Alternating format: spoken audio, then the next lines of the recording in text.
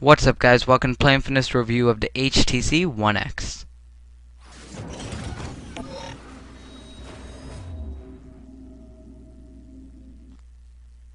So this is a North American model which includes Canada and the US. So right now I have the Rogers model, and this is the difference between North America and the European. The main difference is the quad core versus dual core. The model that I have in front of me is the dual core Snapdragon S4 processor. It's clocked at 1.5 gigahertz. Right now I'm just going to tour the hardware, show you around a bit, get into some specs, and then finally finish it off with a bit of software talk and other stuff. But again, software I'm going to be talking mainly in another video.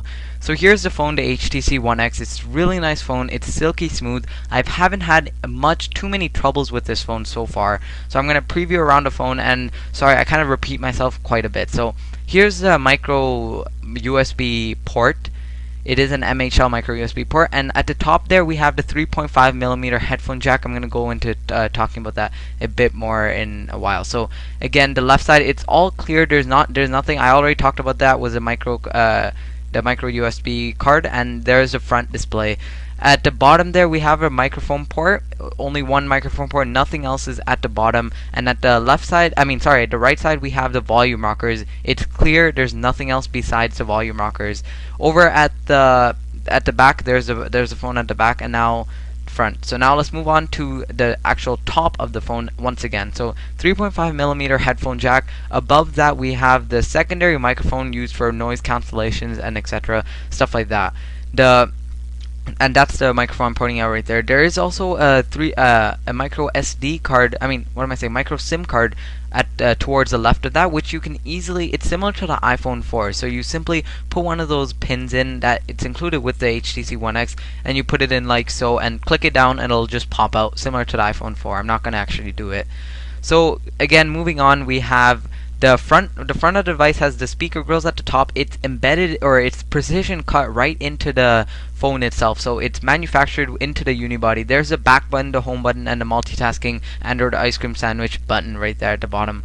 At the back of the phone we have the iconic camera, or this is one of the main features of the device. You're gonna get is the camera itself. So it's an 8 megapixel f/2.2 camera. It has all these features, a smart LED, all that stuff. Over what I'm pointing out right now is the HTC logo. It is embedded in the hardware. You cannot remove it, or you can't like scratch it or anything like that. It's kind of embedded into the unibody design. Below that we have the Beats audio. No, I never got any headphones included with my HTC One X, which was kind of a downer right there. But besides that, I'm not too much of a headphones person. I don't listen to that much music, so I'm fine with that. I'm fine with those Beats audio. And there is the docking stations. So back to the camera. It has all these features. It has smart flash image chip. It records 1080p HD video recording with stereo surround sound, and at the front we have a 1.3 megapixel camera with 720p video recording. What I'm showing right now is the screen, how it comes above the display. It kind of floats above the display, and right now I'm showing how it goes into the unibody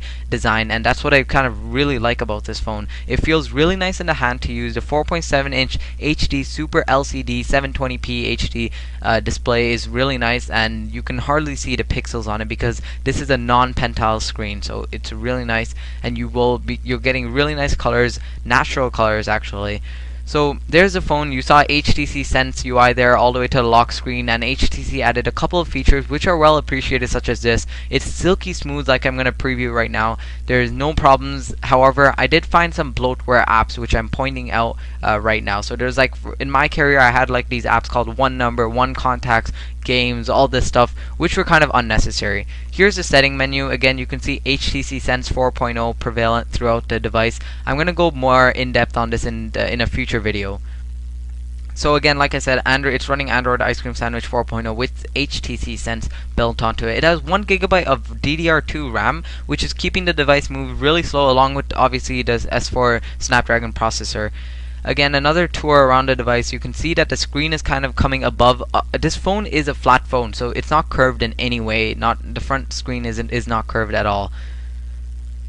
So I don't know what else to say. It has it's 8.9 millimeters thin. The dimension, it goes 134.8 by 69.9. I'm showing some accessories that were included. So the charger, the wall outlet, and the USB device. And in the box, I'm gonna show it to you guys. The Wi-Fi is 802.11 A, B, G, and N. The battery is a really strong one here. So it uses a 1,800 milliamp hour battery. The unfortunate part, it is built into the device, so you cannot remove it. It's a non-removable battery. But however, besides that, the battery is really nice. I've got up to 7.5 or like 8 hours a day with this by using LTE, by doing constant like surfing and stuff like that.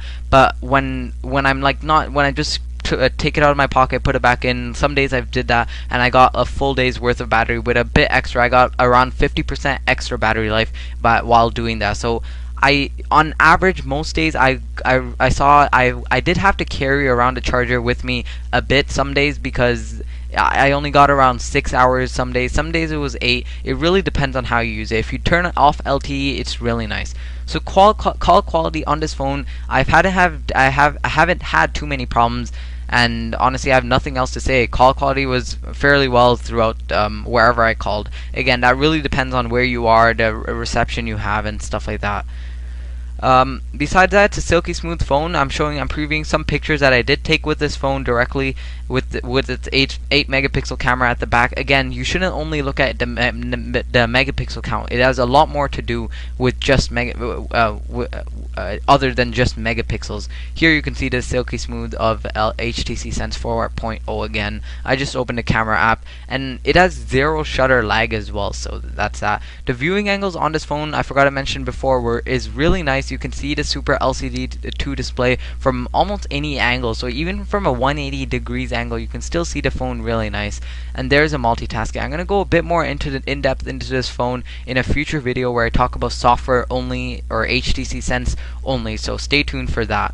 But besides that, I have nothing else to say about this phone. It's an excellent phone. I would give it a rating of 9.5 out of 10 on our scale here at Play Infinite. It's a really nice phone. I haven't had too many problems with it. I did get some LTE reception issues, but again, that's due to my carrier and not necessarily the phone, because sometimes I've had it, sometimes I not, and I noticed even with my previous phones I had it with my carrier, and it really depends on where I am at the moment. So that's the review. Thank you for watching. Remember to subscribe to Play Infinite for more coverage on the HTC One X. I'll be doing tons more videos on this device, benchmarking, all camera tests, all that stuff, battery life tests in detail. I'll be making separate videos on each of those that I couldn't get enough time to fit in this review.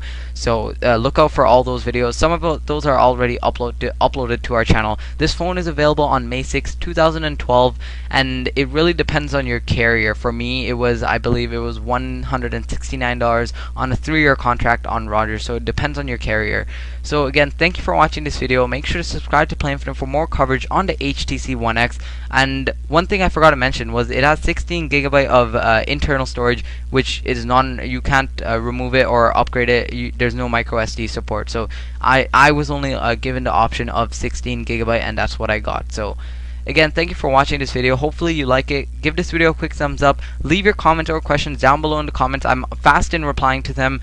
I try to reply to all of them as well. So stay tuned to Play Infinite, subscribe, and I'll see you in our next HTC One X video. Later.